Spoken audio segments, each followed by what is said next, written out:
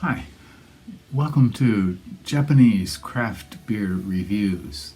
Today, let's take a look at a beer from Kirin, which of course is not a craft beer, but one of the four Japanese majors and one of the most popular, I think, one of the biggest. In fact, I think last year or 2 years ago they were the largest, but they gave up that position to Asahi. In any case, the beer today is an annual one from them, and it is called Kirin Ichiban Shibori Toretate Hoppu. And this is Ichiban Shibori, which is one of their lines. And some of you may be familiar with it. I think it's called Ichiban in other countries. And the Toretate Hoppu means freshly picked hops, just picked. So it's Kirin's attempt to do one of two things. One, make a fresh hop beer, and second, to support the hop growing industry in Japan. They use all domestic hops from Tono area in Iwate Prefecture. So there's a lot of hop growing in northern Japan. And there's certainly a lot of debate about whether or not it's a good region for hops. Recently I was reading some comments from a brewer, and he said one of the problems is that the hop area up there does not get dry at night. It's, in other words, humid all day long, and according to him, this is not the optimum condition for growing hops. That hops should have a kind of dry period, I guess, in the evening. And Ibuki hops are used in a lot of beers from Japanese brewers, and generally they're pretty mild. Ibuki is a descendant of Shinshu Wase, which is one of the earliest hops that was cultivated a long time ago in Japan. And if you go Sapporo, some of my Sapporo beer reviews, I've looked at where they have a special hop.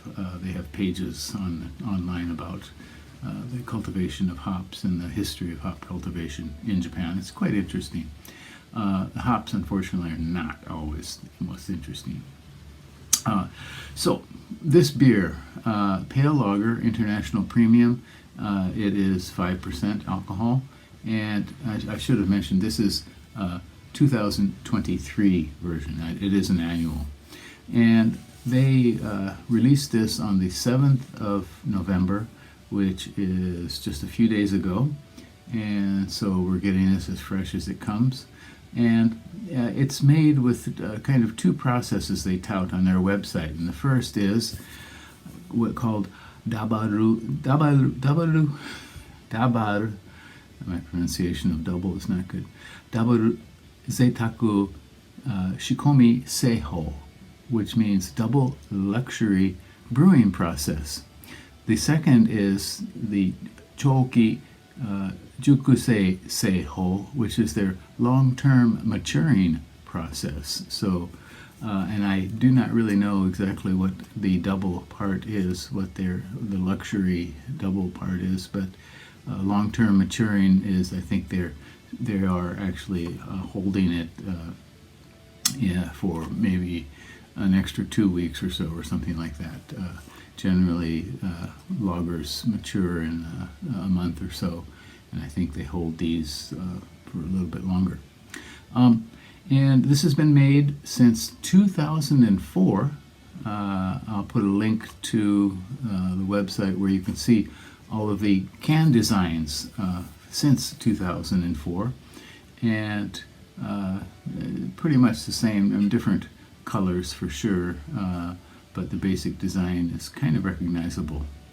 Now, this is not a wet hop beer in that the hops aren't taken directly to the brewery and dumped in the beer within 24 hours. That's one of the parameters, I think, for a wet hop beer. Get the hops in the beer right away. What happens is they pick the hops and flash dry them, and then take them to the brewery. Flash dried and then crushed and put into that crushed powder. Hop powder is put into the wort. And into the I don't think they dry hop this at all.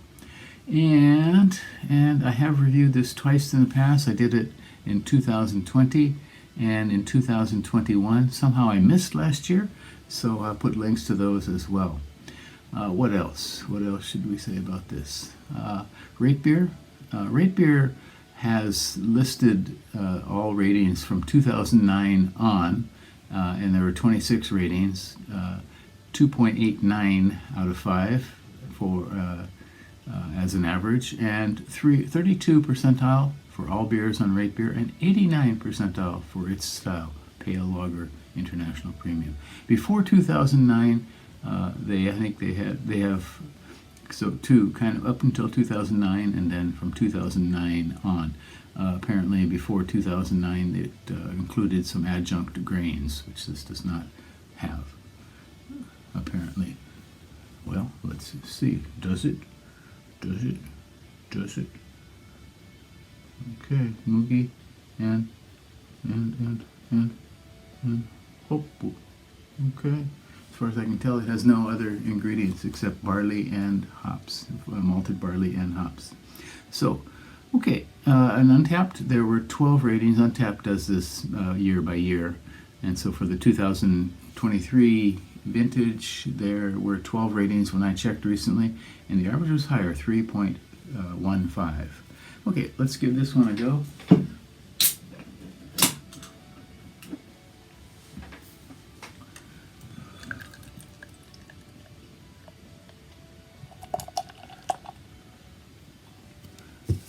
Okay, as always, completely clear, nice clear, crystal clear, very light straw with a nice fluffy white head. Okay, aroma. It smells like Ichiban Shibori. The hops are generally quite mild. So one of the hops that this is derived from is Zatz, a Czech hop that's used in Czech Pilsners. You get a little bit of that, but not much. You know, this is not the same thing at all. So these are called Ibuki hops from Iwate. Kind of light, fresh, some citrus maybe, just a hint of it. A little bit lemony like. Okay, and flavor?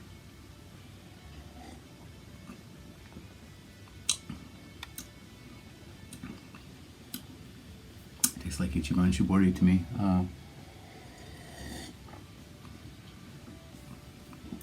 It's clean, a little bit grainy at the beginning.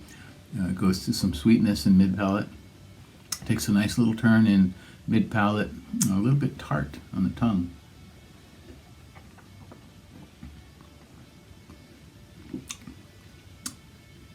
Yeah, there's definitely some citrusy kind of element in this. Yeah, but as far as a fresh hop beer, well, your guess. I mean, you can't smell it, right? I can't smell much there, but in any case, it's a tolerably good industrial lager, which Japanese brewers make very well.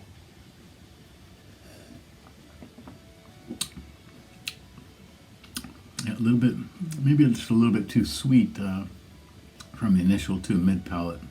Does level out and then flatten out. It's overall it's kind of pleasant, except for that sweetness, that sweet element. But yeah, so I could probably give this a 3.1 or 3.2 maybe. Yeah. So you want to go give it a go. Check it out, and it is in the stores now. But it is, as it says, it's limited, and it won't be around very long. So if you want to try it, go ahead and try it. And and do check out the links I'll put on the description below, okay, to the earlier can designs and to the hop cultivation history as well. Okay, once again, Kirin Ichiban Shibori Toretate Hoppu 2023, a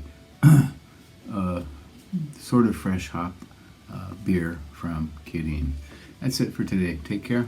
Bye-bye.